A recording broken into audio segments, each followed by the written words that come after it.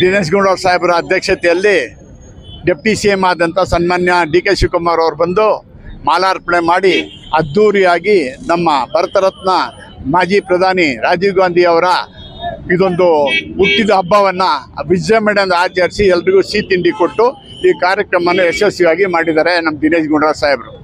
ಸರ್ಕಾರದಿಂದ ಆಚರಣೆ ಮಾಡ್ತಾರಂತೆ, ಈ ನಿಟ್ಟಿನಲ್ಲಿ ಇನ್ಮೇಲೆ ಈಗ ಸರ್ಕಾರದಿಂದ ಮಾಡೋದಾದ್ರೆ ನೆನ್ನೆಲ್ಲ ನಾವೇ ಇದನ್ನೆಲ್ಲ ಮಾಡಿರೋದು. ದಿನೇಶ್ ಗುಂಡೂರಾವ್ ಆದೇಶದ ಮೇರೆಗೆ ನಾವೆಲ್ಲ ಇದು ಮಾಡಿದ್ದೀವಿ. ಸರ್ಕಾರದಲ್ಲಿ ಮಾಡಿ ನಾವು ಬೇಡ ಅನ್ನಲ್ಲ, ಬಟ್ ನಾವು ಇದನ್ನೆಲ್ಲ ದಿನೇಶ್ ಗುಂಡೂರಾವ್ ಅವರ ಅಧ್ಯಕ್ಷತೆಯಲ್ಲೇ ನಾವು ಇದೆಲ್ಲ ಮಾಡ್ಕೊಂಡು ಬರ್ತಿರೋದು. ಇದುವರೆಗೂ 20 ವರ್ಷದಿಂದ ಅದೇ ರೀತಿ ಕಂಟಿನ್ಯೂ ಮಾಡ್ಕೊಂಡು ನಾವು ಹೋಗ್ತಾ ಇರ್ತೀವಿ. ಯಾರು ಮಾಡ್ತಾರೋ ಬಿಡ್ತಾರೋ, ನಮ್ದಂತೂ ಪಾಲು ಇದ್ದೇ ಇರುತ್ತೆ ದಿನೇಶ್ ಗುಂಡೂರಾವ್.